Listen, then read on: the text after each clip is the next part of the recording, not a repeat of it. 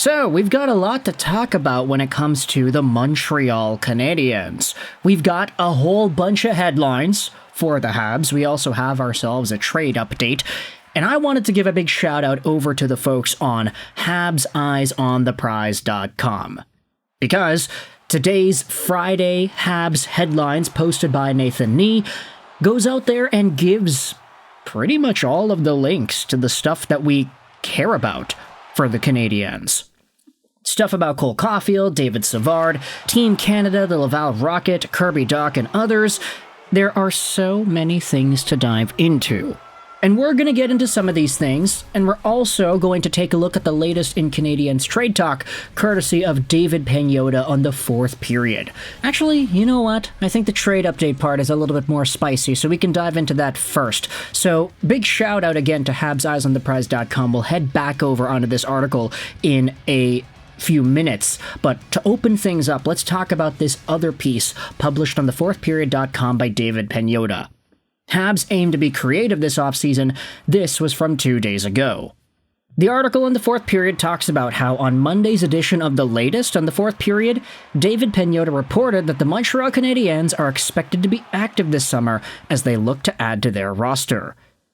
The quote from Pagnotta says this: "The Habs want to be a little bit more physical. They want to be a little beefier in this lineup, and the 2C position is a priority for this club in the offseason," he said.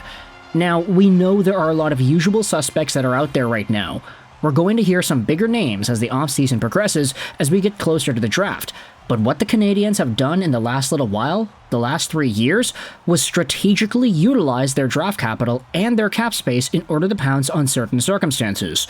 That's how they got Patty Laine, that's how they got Newhook, and that's how they got Dach. Dach was supposed to be the 2C guy. That hasn't worked out. He's dealing with injuries. They're going to go out and try to find somebody in that early to mid-20s range that can fit with the rest of this core. They've got a lot of cap space to play with over the course of this summer. Money is not going to be an issue for them, and they're willing to move some of their draft capital and some of their prospects in order to get some immediate help. Now, pause. It is intriguing to note that Pagnotta labels the Canadiens as a team without any cap issues, because, oh yeah, they've got a ton of cap space. It's not like we just made a video yesterday talking about Marco D'Amico's pitch to trade Carey Price because his $10-point-something million AAV deal pushing the Habs into LTIR territory the past few years has been problematic in giving the team overage penalties. But I digress. Let's go out there and read the rest here. Because of the successful season the Canadiens had this year, because of Ivan Demidov joining the club late, because of the breakout year from the rookie Lane Hutson, likely the Rookie of the Year, there's a lot of positivity surrounding this hockey team. The oldest guy at the core is the captain Nick Suzuki, and he's only 25. So if they can insulate that even further, it's going to be something the Habs are going to want to do. I'll say this right here.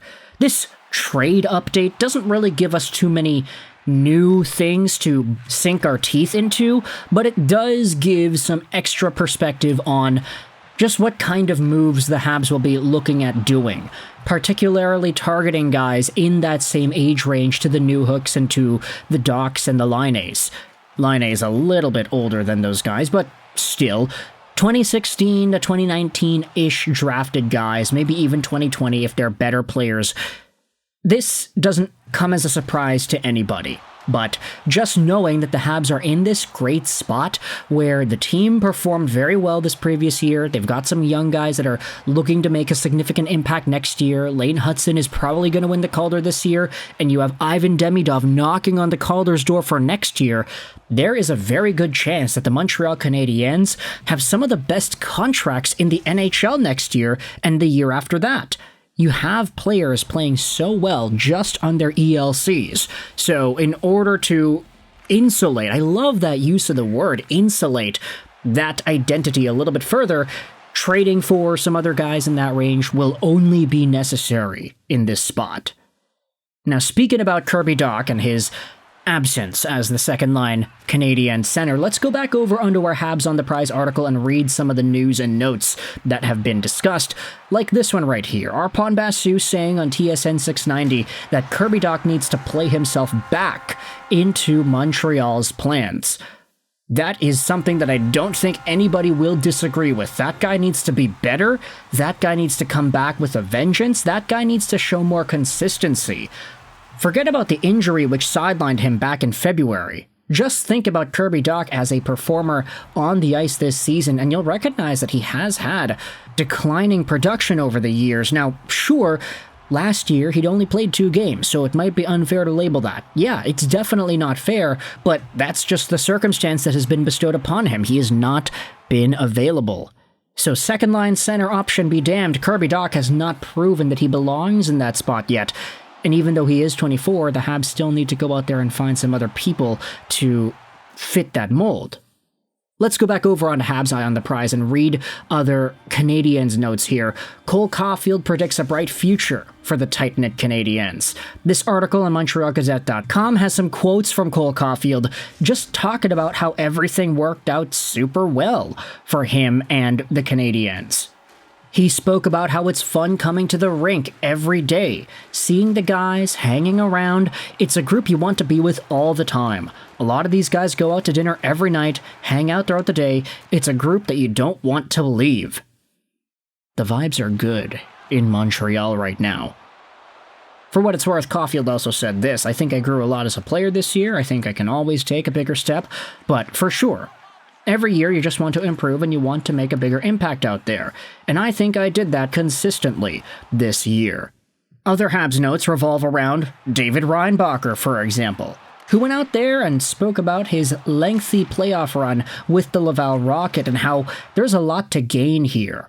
This is coming to us from RadioCanada.ca. It's an interview with David Reinbacher, and he goes out there and says, yeah, it's been a roller coaster year for me. I appreciate every day because of what I can learn. You learn from the good days and the bad days, but I feel good. I'm happy that the knee is working well and I can play these important playoff games. He does speak about the knee and how he's trying to protect it. It's definitely on my mind at times, Reinbacher admits of his injury. You can't completely ignore it when you're having minor problems, but it is going away. If I start a game and my first shift goes well, I want to focus on something else. The therapists do a good job with me. And if my knee bothers me during the game, I try not to think about it and still have fun on the ice. So I'll just say I hope that Reinbacher's knee doesn't get to a point where that pain continuously keeps bubbling up, because just learning that he is cleared to play, but not totally pain-free in that knee, that does raise some red flags, I think. Let's go back over onto these Canadiens notes. Nick Suzuki still nursing injuries and won't be participating at the 2025 World Championships with Team Canada. Now, this was posted about and talked about in different parts of Canadian social media too, but the quote that was going around here, it was a quote from Nick Suzuki last week on playing through injuries. We were just trying to earn a playoff spot. If we had a playoff spot secured, maybe I would have rested a little bit more, but I didn't have that option. I was trying to do anything to help the team. And this is interesting, because Nick Suzuki pretty much admits here that he might have overplayed himself a little bit, he might have overworked himself, forcing the Canadiens to make the playoffs, and in the process, scoring all of these points. Might I remind you of the crazy point streak that Nick Suzuki was on to end off the 24-25 regular season. Sure, he only had 2 goals in the playoffs in 5 games, but Nick Suzuki was a monster. And I guess you can say that the lack of significant production out of Nick in the playoffs could have been due to whatever injury he was that's currently affecting him and preventing him from playing for Team Canada at the World Championships. I saw some other people asking, like, oh, is Nick Suzuki upset that he wasn't on the Four Nations team? And I think that's a little bit secondary, but ultimately for him as the Canadiens captain to lead by example, by playing through the pain, by still scoring a hell of a lot of points towards the end of the year and being as dominant as he was, obviously that is admirable, and we just hope the best for him in the summer as he hopefully recovers from whatever it is that's ailing him. With this in mind, let me know your thoughts in the comment section below about this Montreal Canadiens trade update. Let me know your thoughts about all the other updates in regards to Caufield, Suzuki, Reinbacher, Dach, and more. I hope you enjoyed this video, and bye.